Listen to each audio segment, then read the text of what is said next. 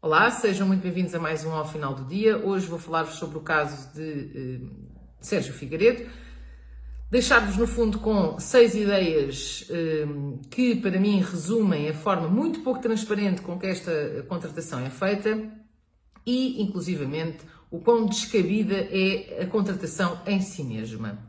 Sérgio Figueiredo está em vias de ser contratado como consultor do Ministério das Finanças para as políticas públicas,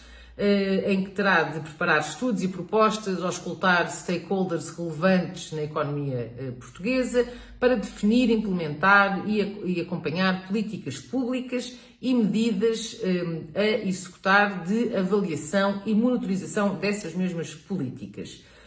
Isto tudo num contrato feito por ajuste direto, que vai representar qualquer coisa como 5.800 euros por mês durante 24 meses. E, portanto, a primeira pergunta, ou a primeira questão que se coloca é: que competências tem Sérgio Figueiredo para ser agora contratado desta forma, ainda por cima,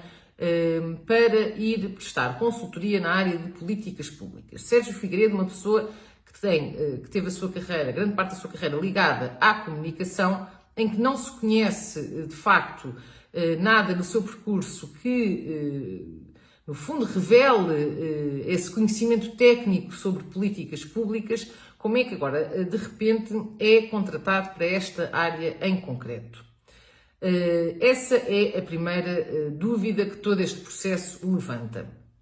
A segunda questão é: para que então ir contratar um consultor na área de políticas públicas, que ainda por cima não se sabe se é assim tão conhecedor da matéria como isso, quando já há organismos, tanto dentro do Ministério como fora dele,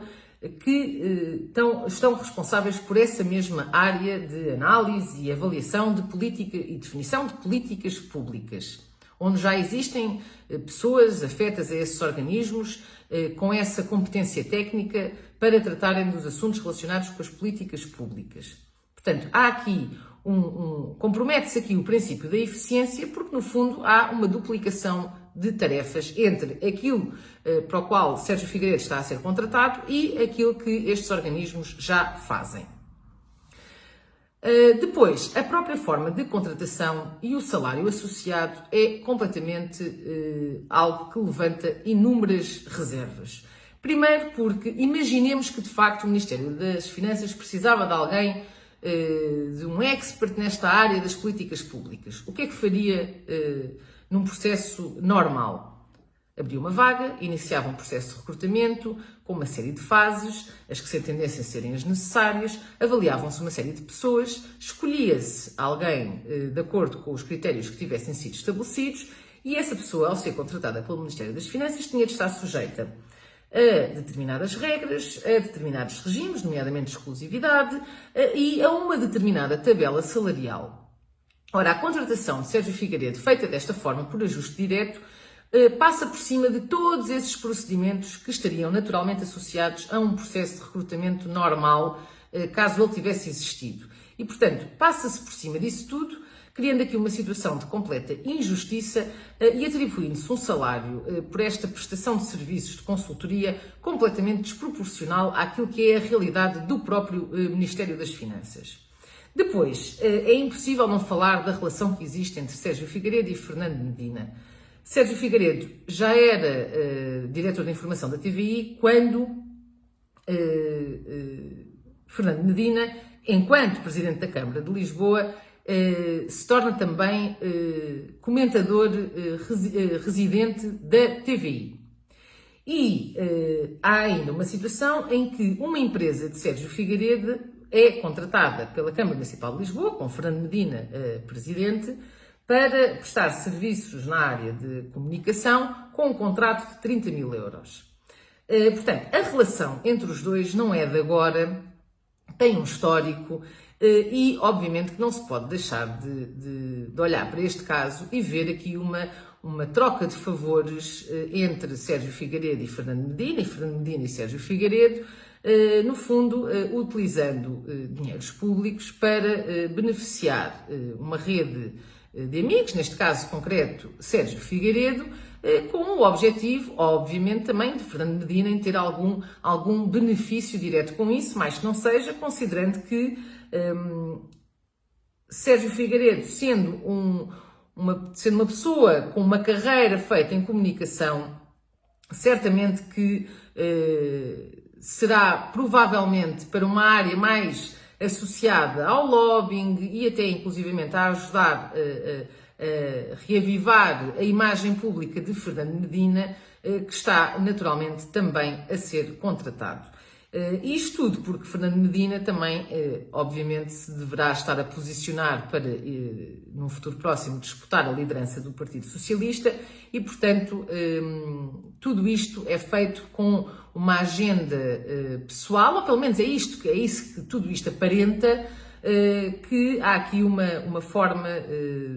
ou que Fernando Medina se está a aproveitar desta situação para também beneficiar dela, assim como Sérgio Figueiredo, que, obviamente, é beneficiado, mais que não seja, pelo salário que vai oferir. E, portanto, por tudo isto, se percebe a completa ausência de transparência que todo este processo teve,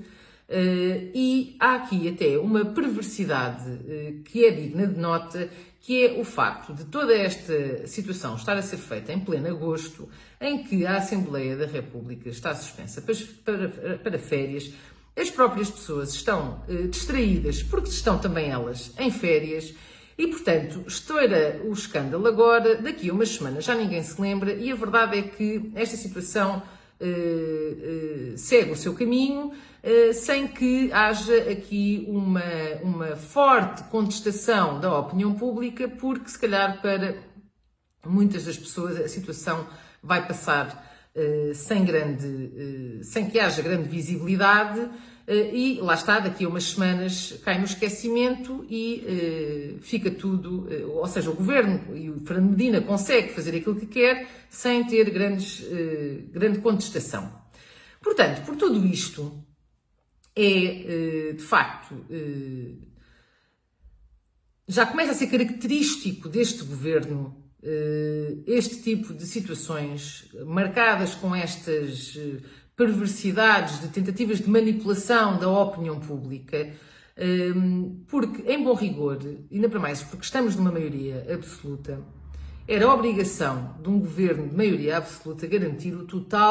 total transparência de todas as suas ações, considerando exatamente que a maioria absoluta lhes dá um poder muito maior a que se não estivessem uma maioria absoluta. E o que acontece é exatamente o contrário. Cada vez vemos mais exemplos de situações deste género com total opacidade,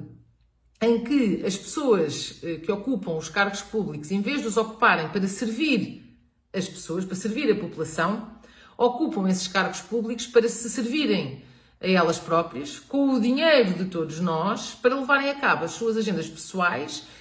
e para, no fundo, continuarem nesta lógica de troca de favores e de jobs for the boys, para irem, no fundo, mantendo por perto a sua rede de contactos, devidamente beneficiada, para, lá está, depois ajudarem na persecução dessa agenda pessoal. E isto é o que temos aqui hoje em dia, já é algo que, infelizmente, não é de agora, que tem sido característico nestes últimos 50 anos ao Bloco Central, porque tanto PS como PSD têm bastantes situações em que se levantam uma série de reservas do ponto de vista da transparência, da ética, e a verdade é que as situações continuam a acontecer e o dever de todos nós era sancionar este tipo de atuações nas urnas e, infelizmente, isso não tem acontecido e, por isso, continuamos a ter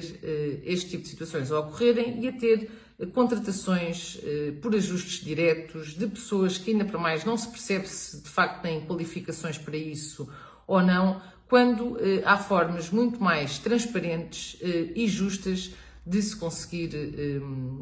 no fundo, contratar quem quer que fosse, se houvesse essa necessidade. E, portanto, enquanto não sancionarmos nas urnas este tipo de comportamentos, infelizmente eles vão continuar a existir. Muito obrigada a todos e até para a semana.